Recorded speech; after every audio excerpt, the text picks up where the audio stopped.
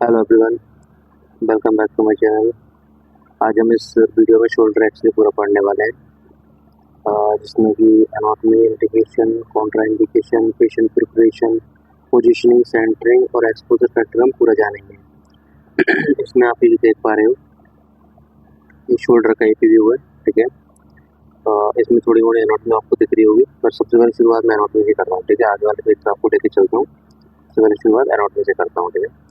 इसमें जो एनाटॉमी क्या क्या दिखता है हमको शोल्डर एक्सरे में, क्लेविकल दिखता है, स्कैपुला दिखता है, एक्रोमियन दिखता है, coracoid process, humerus, glenoid cavity, acromioclavicular joint, shoulder joint और स्पेस दिखता है शोल्डर जॉइंट के बीच का। इसमें आप ये देख पा रहे हो, ये क्लेविकल बोन है, ओके। और ये जो आप देख पा रहे हो ये पार्ट, ये बोन, ये हमारी स्कैपुला है, ठीक है। जो क्लेविकल जो बोन है हमारी, उससे जो कनेक्टेड होता है, ये जो कोने पे जो पार्ट है, ठीक है, वो हमारा एक्रोमियन होता है। और ये जो आप देख पा रहे हो, मैंने रफ करता हूँ मैं, ठीक है, then आपको और अच्छे से क्लियर दिखेगा, ठीक है। ये जो पार्ट देख रहे हो आप, ये हमारा जो है कोरोकोइड प्रोसेस है, ठीक है। ये हमारी ह्यूमरस बोन है, ये हमारा हेड ऑफ ह्यूमरस है, ठीक है। जिसमें ये हमारा हेड ऑफ ह्यूमरस अंदर लगा हुआ है, जो कनेक्टेड है जिसमें, ठीक है, और जहाँ पे जॉइंट हो रखा है वो हमारा जो ग्लेनोइड कैविटी है, ठीक है, यानी एक गड्ढे जैसा होता है स्कैपुला बोन में, उसको हम ग्लेनोइड कैविटी बोलते हैं, जिसमें हमारी जो ह्यूमरस बोन कनेक्टेड होती है। एक्रोमिक क्लेविकुलर जॉइंट क्या होता है, इसमें आप ये क्लेविकल क्लेविकल बोन देख रहे हो, ओके। ये क्लेविकल बोन जो देख रहे हो, ठीक है, और ये एक्रोमियन देख रहे हो, ठीक है, इनके बीच में ना यहाँ जॉइंट होता है, जो एक पूरा एक बोन नहीं है, ये यहाँ पर जो जॉइंट होता है एक्रोमियन और क्लेविकल बोन के बीच में, उसको हम एक्रोमियो क्लेविकुलर जॉइंट बोलते हैं, ठीक है। और जो हमारी शोल्डर है, शोल्डर के बीच में ये थोड़ा स्पेस है ना, ये हमारा शोल्डर जॉइंट स्पेस होता है, ओके। ओके, इसमें ये एक्सरे व्यू का, ठीक है, इसमें एक बार देख लेते हैं इसमें क्या क्या दिख रहा है हमें एक्सरे में। नॉर्मली ये हमारा क्लेविकल बोन है, ये हमारी ह्यूमरस बोन है, ठीक है, ये हमारा हेड ऑफ ह्यूमरस है, ठीक है। ये हमारा जो है ग्लेनोइड कैविटी है, ये हमारी ग्लेनोइड कैविटी है, ठीक है। और ये हमारा एक्रोम्यून है, ये हमारा जो कोरोकोइड प्रोसेस है, ये पीछे हमारा स्कैपुला है, इस तरफ ये दिख रहा होगा तो शर्ट और पूरी, ये हमारा स्कैपुला है, ठीक है। तो बाकी इसमें जो एक्सरे में नॉर्मली जो दिखता है यही दिखता है, ठीक है। ठीक है, इसमें एक इमेज मैंने डाली हुई है आपके अंडरस्टैंडिंग के लिए। ये जो आप एक्सरे देख पा रहे हो, ये नॉर्मल एक्सरे है, ठीक है। इसमें क्या है, इस तरीके से जो हमारा हेड ऑफ ह्यूमरस दिख रहा है, तो इसमें आप देख पा रहे हैं थोड़ा सा अलग दिख रहा है, इसके मुकाबले जो ये अलग दिख रहा है। तो इसमें मैं क्या दिखाना चाह रहा हूँ, ये जो हमारा हेड ऑफ ह्यूमरस है, ये हमारा जो ग्लेनोइड कैविटी है उसमें से ना बाहर निकला हुआ है। मतलब ये जो हमारा केस है, ये हमारा शोल्डर डिस्लोकेशन का केस है, ठीक है। इस ये जो हमारा दूसरा वाला एक्सरे है, ये हमारा ठीक एक्सरे है, ठीक है। ये हमारे जो है ठीक लगी हुई है, वो ठीक से कनेक्टेड है, पूरे जॉइंट जो ठीक है इसमें, शोल्डर जॉइंट जो है। लेकिन जो ये वाला जो है, इसमें शोल्डर जॉइंट ठीक नहीं है, इसमें जो है हमारा जो शोल्डर डिसलोकेटेड है, ठीक है। ओके, आप ये देख पा रहे हो ना, ये देख पा रहे हो कितना कितना ज़्यादा स्पेस हो रखा है। और मतलब जो एपी व्यू में ये इस तरीके से आना चाहिए, ठीक है। इस तरीके से ये नहीं आ रखा है, ये जो अपोजिट हो रखा है, मतलब ये हमारा डिसलोकेट हो रखा है वो शोल्डर जो है। और इसमें इंडिकेशन की बात कर लेते हैं, ये वाला एक्सरे हम कब कराते हैं, ठीक है। वहाँ शोल्डर में पेन हो, स्वेलिंग वगैरह हो सकता है, कुछ फ्रैक्चर वगैरह, डिस्लोकेशन वगैरह हो गया हो, ठीक है, इंजरी है, कुछ चोट वगैरह लगी हुई है, ठीक है, लिमिटेड मूवमेंट हो रहा है, यानी कि दर्द वगैरह होता है बहुत ज़्यादा, अगर थोड़ा मूवमेंट करते हैं तब स्टिफनेस, मतलब बहुत ज़्यादा एकदम कंधा जो है उठा पाने में मुश्किल हो रही है, कि कोई वेट वगैरह नहीं उठा पा रहे हैं। अर्थराइटिस है, अर्थराइटिस मतलब जॉइंट में जो पेन वगैरह रहता है बहुत ज़्यादा, है ना, हड्डियाँ बढ़ जाना जिसको एक बोलते हैं, वो चीज़ें हो रखी है, ठीक है। पोस्ट सर्जरी फॉलोअप है, मतलब सर्जरी हो चुकी है ना, उसके बाद फॉलोअप करा रहे हैं, कुछ सर्जरी वगैरह हुई थी या कोई डिस्लोकेट वगैरह कुछ, कोई इंजरी वगैरह कुछ हुई थी, उसके बाद ट्रीटमेंट के बाद हम फॉलोअप के लिए आ रहे हैं, तो हम एक्सरे कराते हैं। और इसमें कॉन्ट्राइंडिकेशन की बात कर लेते हैं, ठीक है। प्रेगनेंसी सबसे मेन है, कुछ फीमेल पेशेंट है, प्रेग्नेंट है, तो हम उसको बिल्कुल भी एक्सरे एक्सपोजर नहीं देंगे, एक्सरे नहीं करेंगे उसका। अगर बहुत ज़्यादा ज़रूरी है, वो करना ही है, मेन है, तो उसके लिए जो हमारे पास जो अलग से कंसर्न लेना होता है, पीएनडीटी फॉर्म होता है, वो लेना होता है, ठीक है। पेशेंट को जो होल बॉडी जो पूरी कवर करनी होती है, मतलब जो एब्डोमेन एरिया है वो मेनली कवर करना होता है लेड एप्रिल से, ताकि जो है एक्सपोजर जो अंदर बचा है जो है उसमें उसको ना लगे। और अगर अनकोऑपरेटिव पेशेंट है, हेल्थ छूट रहा है ना, खड़ा नहीं हो सकता है, तो उसके लिए सहन कर पाना मुश्किल है, तो हम एक्सरे नहीं करेंगे। अगर बहुत ज़्यादा चोट वगैरह लगी हुई है तो नहीं कर पाएंगे, बहुत मतलब ज़्यादा ही फ्रैक्चर है, ब्लीडिंग वगैरह है, ऐसा कुछ केस है, तो मुश्किल होगा उसे करने में, उसमें नहीं करेंगे।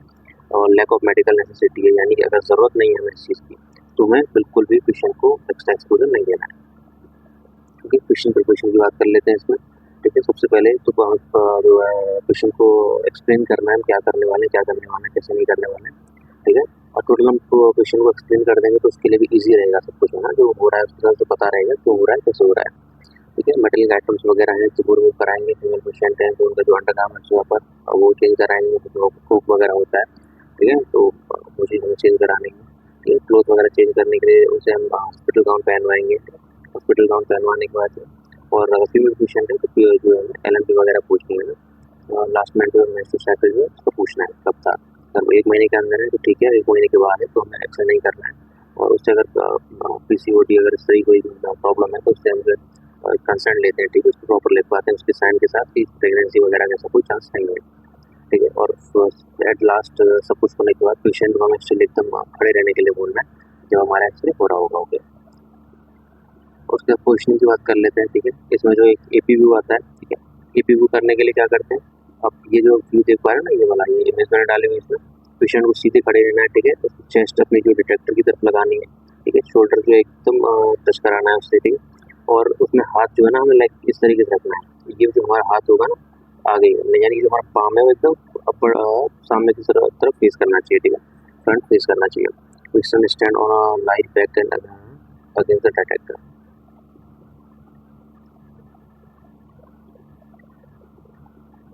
पेशेंट स्टैंड और light back against the detector, यानी कि पेशेंट जो खड़ा भी हो सकता है और जो मतलब उल्टा के भी हम एक्सरे कर सकते हैं, ठीक है। आर्म जो हम स्लाइड से रोटेट कराएंगे, यानी कि हमारा जो पाम है वो आगे की तरफ फेस कराएंगे, मैंने बताया था आपको, ठीक है। और अगर जो हमारी सेंट्रल रे है वो हम शोल्डर जॉइंट पे सेंटर कर देंगे, लाइक इस जगह पर सेंटर कर देंगे, लाइक शोल्डर जॉइंट पे सेंटर कर देंगे, देन हम एक्सपोज कर देंगे, ओके। और इस तरीके की हमारी जो इमेज आएगी, ठीक है। एक हम एक्सरे रिव्यू करते हैं, ठीक है। और एक्सरे रिव्यू करने के लिए क्या करते हैं, आप ये जो पोजीशन देख पा रहे हो बिल्कुल एग्जैक्टली सेम इसी तरीके से हम जो पेशेंट को पोजीशन करते हैं, ठीक है। पेशेंट लाई और sit with arm less 90 degree, यानी हमारे आर्म जो पेशेंट की 90 डिग्री रहना चाहिए, ठीक है।